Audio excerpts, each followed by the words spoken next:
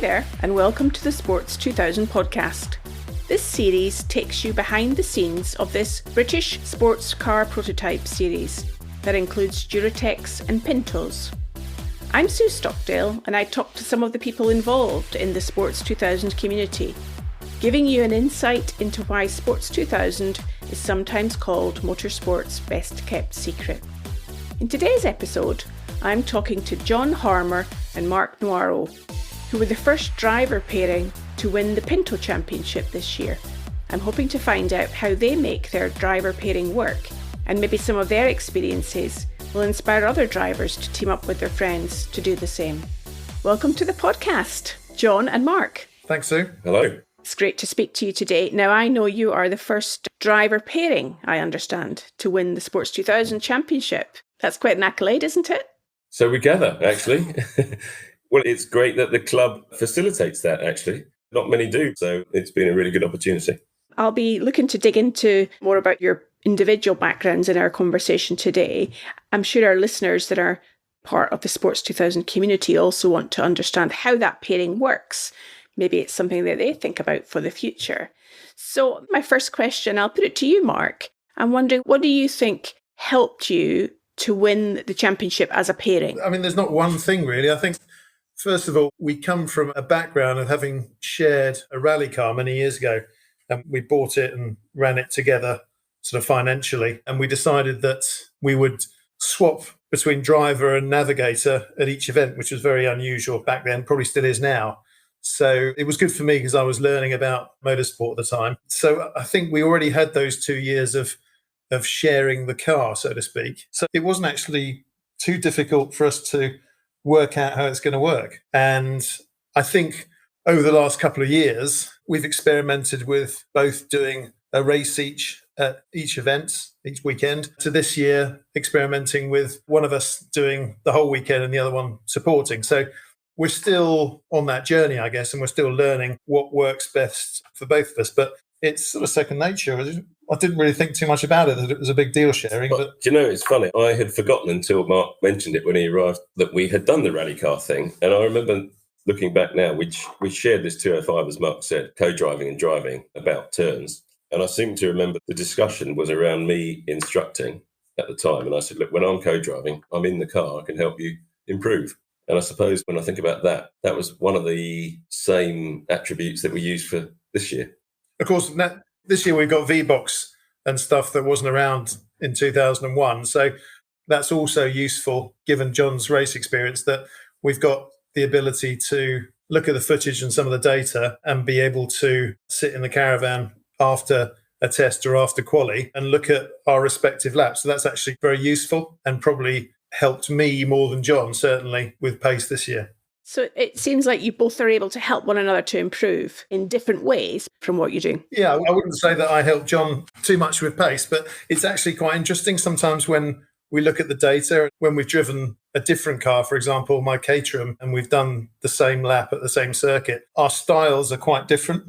And it doesn't really matter what we're driving. I tend to be attacking the corner and having higher speed going in. And then Jon is the opposite. He has usually lower speed going in, but he's faster coming out. So there's no doubt that his way is faster, but it's actually interesting sometimes looking at it and seeing how much faster I am into the corner and then how much slower I am out of the corner. So it's actually quite interesting looking at how we both approach it, but clearly I've got a few tenths to find to be on his pace. But going back to your original question, that's a real benefit from sharing the car, that we got the data often on the same day in the same conditions.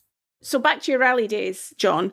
Did you spend any time at the start together working out, a little bit like almost people before they get married, they have a contract in terms of how they're going to be together? Was there any sort of contracting between the two of you about, well, what happens if somebody crashes? Who pays for repairs?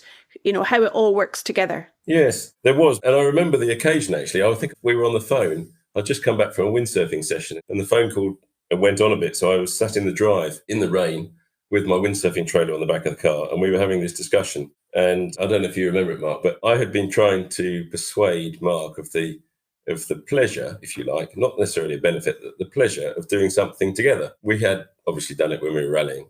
And I said, look, why don't we buy a Sports 2000 car and we can share the events, we can share the costs, we can have a laugh. Because both of us had been racing in Caterham's, Marc, quite a lot. I'd done a year of Caterham's. I thought now, getting a little bit older, maybe less of an individual pursuit, maybe it'd be really nice to do something with friends. So I know you were less than convinced originally, but I think I must have done a decent sales pitch. And I think probably in that sales pitch, in that telephone call in the car, I sort of mooted a few ideas, which were, look, we'll run the car together, we'll pay the costs together. And either I mooted or we kind of mutually agreed that we'll take a view when it comes to damage. And we've done this actually. So if damage is incurred in a situation where we or the car gets collected, let's say, or somebody else hits us and it's not the driver's fault. And it happened with Don, our other driver at Snetterton last year. He had two shunts actually. One was his fault and one wasn't. So we decided on the occasion that it's not your fault, we'll just take a view and we'll share the costs of repair. And if it's our own fault, then that person's liable. So you did have a conversation about it. Is that how you remember it, Marc? I guess it doesn't really matter, but I think that seems the fairest way to do it. And I think we had a similar deal 20 years ago with the rally car, that the consumables were shared. I mean, the damage was fairly even on the rally car because it was constant. It was fairly constant, and it was wing mirrors and door panels, etc. But yeah, I think when you go racing, you have to take a fairly pragmatic view, particularly when you're sharing the car. But so far, it's worked for us, and obviously on the consumables with the Sports 2000, given that we run roughly the same amount of races each year, that's just split down the middle.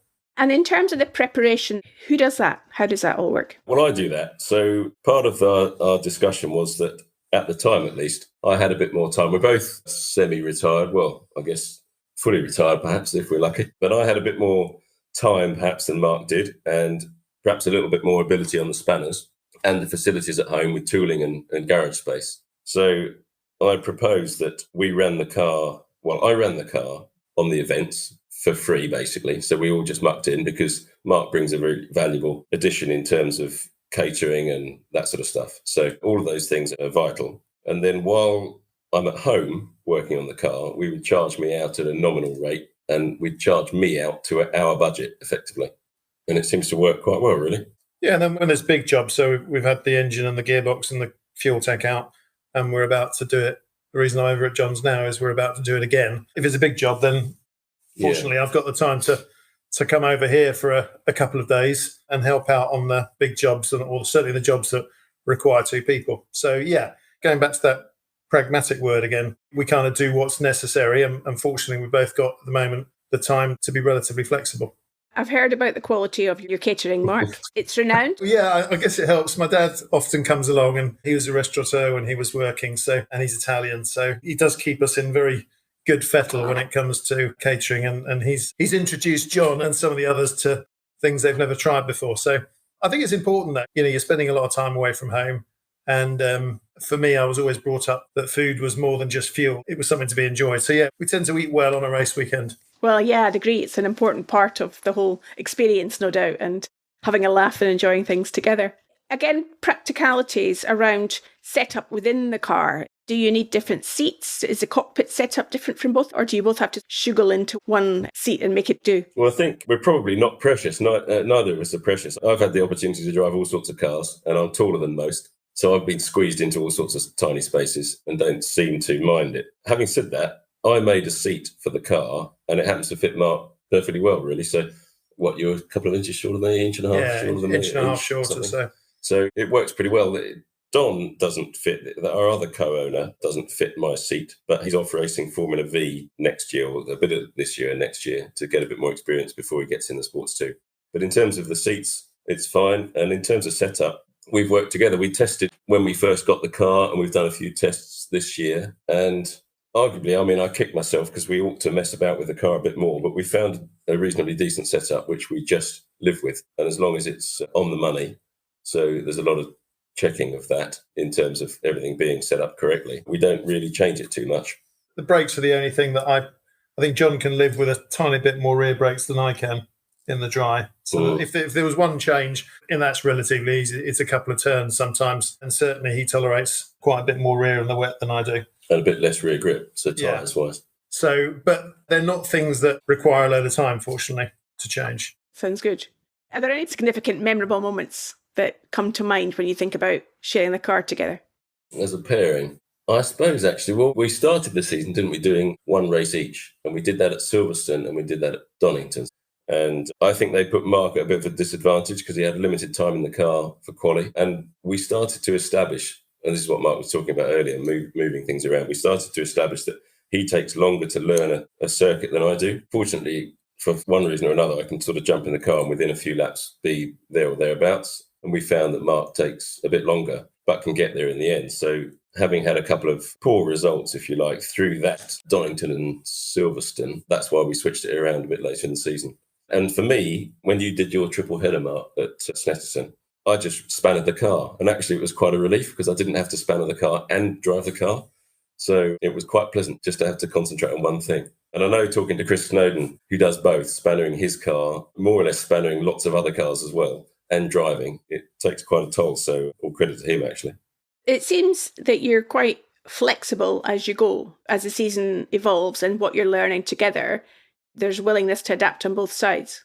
Yeah, I think, as Jon said, that the rules of the club or the championship regs allow total flexibility, and it's the car that scores points. So we're fortunate that we can experiment with what works for us as a pairing without it being detrimental sort of point scoring. So I think it goes back to, it's got to be enjoyable. You know, it's an expensive hobby. It's got to be enjoyable for everyone, and you've got to get the most out of it. They've got to get the most bang for your buck. So that's why we're quite happy to be honest with each other if something's not working and make a suggestion. And I guess it goes back to knowing each other for sort of 35 I'm years. probably slightly more honest than Marc is in terms of bluntness. But I think you have to be, really. Otherwise, it's no good plodding along thinking, I wish we'd done something differently. You might as well just make the suggestion, have a discussion, and then see which way forward suits both parties. But we've known each other long enough to kind of second guess sometimes without actually having to say something. So we sound like an old couple, don't we? So, yeah, we've known each other a long time. We've shared different cars and we've raced in the same championship with our own cars. So we've done it all sorts of different ways. So I guess by now we know what works for us and what doesn't.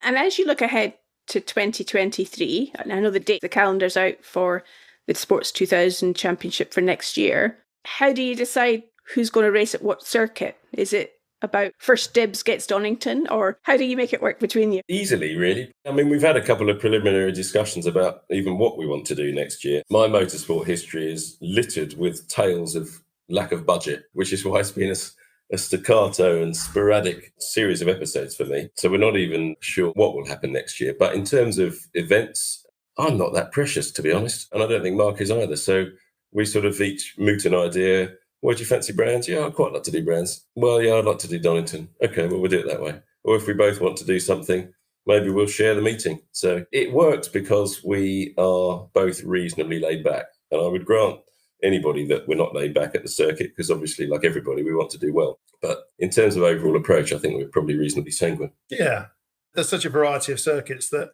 if we're going to do one weekend, everyone's got their favourite one or two circuits. We're always happy to have that compromise. So, yeah, we sort of said if we do X number of events, we could split it this way. And if we do Y number of events, we could split it that way. So, yeah, same as goes back to rallying, who wanted to do which event. It wasn't an issue, was it? No. If you were giving any advice about sharing a car and pairing up in the Sports 2000 Championship, if there was another listener out there thinking about sharing a car in the future, what advice would you give to them to help them be a good pairing together? I think really they've got to be good friends, I would say, and trust each other and have open conversations. In terms of costs, Marc and I know each other well enough that we know we're not going to do anything untoward, spend anything without agreement of the other that's unreasonable or might need some extra consideration. And we keep a very basic Excel spreadsheet on which I keep the costs and Marc keeps his costs. And we share that now and then. And a couple of times a year, we haven't done it this year actually, we'll sort of tally it up and say, okay, you owe me this or I owe you that. And so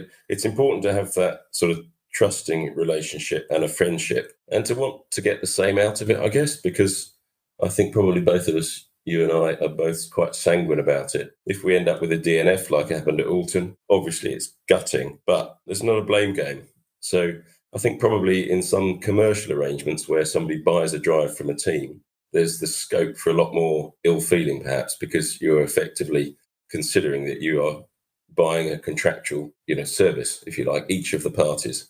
And we're not doing that because it's friends. So I think friendship and trust, probably. Yeah, and as you said at the beginning, so there's the more sort of ground rules and stuff you can put on the table before you start out, the better, because then there'll be hopefully a few less surprises down the road. But inevitably, there'll be a big cost that you didn't envisage, and you need to be big enough and enough to sit down and have that conversation about how you deal with it and how often you're going to get, for example, a big cost is refreshing or rebuilding the engine. If it's not broken, it's quite subjective as to when is the right time to do it. It might be the right time at this point for one person and another point for the other person. So there's things like that that you have to anticipate are going to come up over the years and just deal with them. I really get the sense from how you're both describing this that fun and friendship is top priority. Being able to race and win championships seems less high on the agenda. Or am I misinterpreting what you're saying, both of you?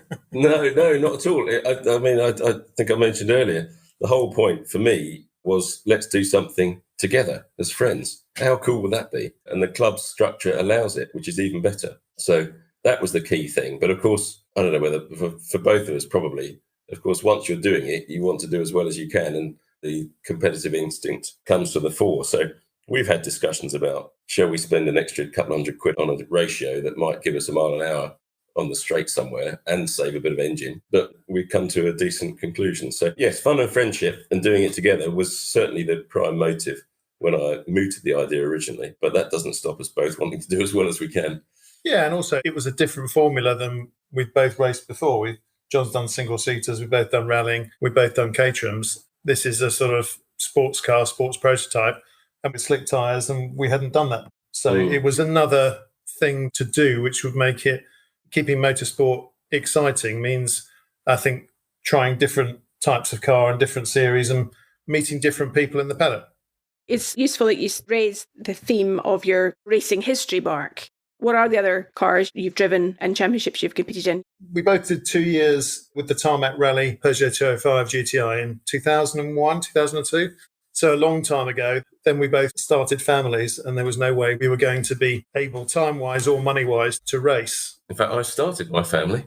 I remember a picture of Elizabeth with 2 snap-on screwdrivers in each hand, running around the paddock when we had our 205, wondering whether she was going to impale herself on them. Anyway, sorry, I'll interrupt. So then there was a break then, and then it was actually John who was badgering me because I had a fairly busy corporate career, and he said, you don't want to be working yourself into the ground. Why don't you go racing? Because you can afford it and you can spend your weekends having a detox from corporate life. So it took him a couple of years to persuade me, but then I took the plunge, bought a Caterham, and I've just sold actually my third Caterham. So I think I took a couple of years to persuade your wife, didn't I?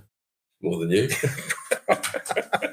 Probably. So yeah, I just sold my third and I raced Caterhams for a total of 9 years, which taught me a lot. They're great fun cars to drive, particularly when you're new to circuit racing. But 9 years is a long time to race one type of car. And I guess the attraction for the Sports 2000 was it's a lot more of a race car feel than a Caterham. You know, you go from a road car to a Caterham, you think the Caterham's pretty full on, pretty hardcore. And then you jump from the Caterham on track day, semi-slick tyres into the Sports 2000, albeit a historic, and it's, wow, this is another level entirely. So lots of different things. And who knows what's next, but very much enjoying the first couple of seasons, season and a half of the Sports 2000. Brilliant. Thanks, Marc. And John, what's your racing background? I started in 88, I think. In fact, I was recalling to somebody yesterday, I'd been saving for a house and I blew my entire deposit on 6 races in the winter of 88 in a Formula First car, much to everybody's surprise and castigation, if you like. But that started me off. I did the 89 and the 90 season in Formula First, and then started to get involved in Formula Ford 1600 and did the festival a couple of times. Went out to New Zealand as Nigel Mansell's scholar for what it was worth with a team called Mansell Madrick Motorsport. And some of your listeners, I'm sure, would have heard of Madrick Motorsport. They ran F3 and F3000. And Robert Singh involved himself with a chap called Graham Lorimer. And we had a team that went to New Zealand and I raced out there. Sadly, I didn't win the championship by about a point or something. And it was very political. There was a very big anti-English thing amongst the local Kiwis. So it was very political and good fun. Actually, part of that needle is entertainment in motor racing. But that kind of spelled the end of that part of my career, if you want to call it that, because as we will remember, there was a recession happened about 92. So the little bit of sponsorship that I had evaporated as well. So I didn't do much thereafter until rallying again. in 2001 and 2 with Marc, and then a long period of no motorsport at all, actually, but I missed it every single day. And the only thing that comes close to it is probably windsurfing in high winds and downhill mountain biking. But even then, they don't equate. So the stars all finally realigned in 2017. I bought a Caterham 7 in a different class to Marc, but in the same championship, and went and raced that, which was fantastic, did very well. And from then, I've met a few people and I've done various bits of historic driving, Elan 26Rs and FIA Minis and other historic touring cars, a bit of C1 stuff, 2CV stuff, and then, of course, the Sports 2000. How did you find out about Sports 2000?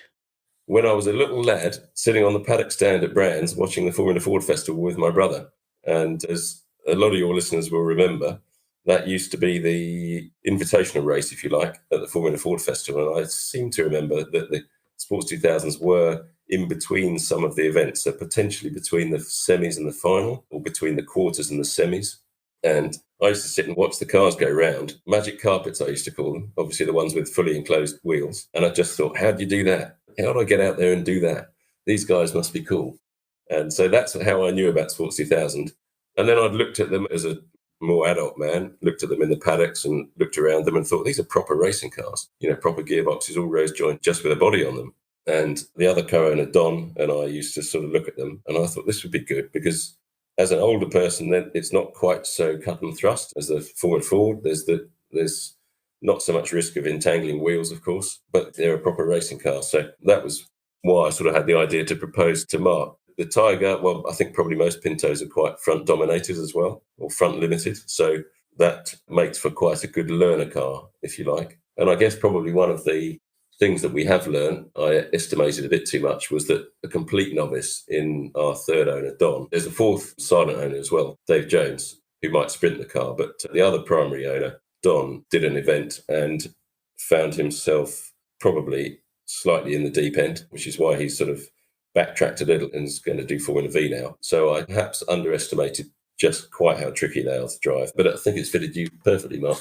I don't think it's tricky to drive if you've got a reasonable amount of experience in something else, or you're a very quick learner. For example, Charlie Hyatt's done all right this year with very little experience. But for the majority of people with no experience, I think it's a big step to go from zero to racing a Sports 2000. But if you had some experience, it's a great step up. And, as Jon said, it's a lot of fun to drive. And once you've got a certain degree of confidence, it's a fairly forgiving race car.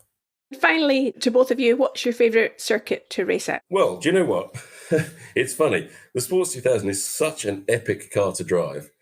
And this isn't directly answering your question, but we tested at Brands before the final race this year because we'd had the car in 2 bits to change the fuel tank or repair it, actually, for that one event. Because it had been in 2 bits and because the final round was so important, we had a discussion. We decided to splash out on a test. And we'd gone around on some old tyres and felt that the car was okay. And there was one particular session, and I'll remember it forever. It was quite a quiet test session, open pit lane, was it? Oh, no, half an hour sessions. But I did a few laps, came in, and I said, okay, yeah, I'm done for this session now. The car's good. All the pressures and temperatures are all okay. I'll meet you back in the paddock. So Marc and the couple of guys we had with us jumped in the road car and went back. And I sat there in the pit lane, and I know Brands like the back of my hand, right? I instruct there. I've been around there millions of times. And I sat there in the pit lane. The green light was on. The pit lane was open. And I was sat in this Sports 2000 car on old tyres. And for the first time ever, I thought, I'm just going to go and do some laps just for the sake of it. And that's never happened. So in terms of favourite circuits, I know Silverstone National in a Caterham or any road car is boring as sin. And yet we went there in the Sports 2 and it was absolutely epic. So the car just brings circuits alive. But in truthful answer to your question, I would have said Alton or Cadwell originally.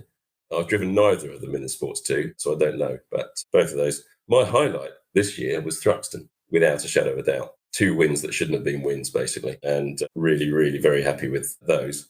In terms of the circuit, not potentially the favourite, but the results were certainly the favourite. But what about you? Alton, every time. Alton's a great circuit in virtually any car, but this time, first time I've driven the Sports 2000, unfortunately had a nasty ending when the fuel tank split, covering me in fuel. But certainly for the test and quali, it's an absolutely epic circuit. It's just got everything, Alton. It's old school. It's got so much undulation. It's in such a pretty part of the countryside. And the car was just dancing around in a very neutral fashion on a couple of corners where it just felt perfect. No understeer, no oversteer, just absolutely hit the sweet spot. So without a shadow of doubt, it's all the park for me. Well, I've really loved speaking to both of you. It's clear you've got such a great friendship and that's so critical to this being a great driver pairing. Congratulations to you both again on your win of the championship in 2022. And I wish you both all the best with whatever plans and ambitions you have for the season next year. Thank you very much, Sue. Thanks, Sue. Enjoyed it.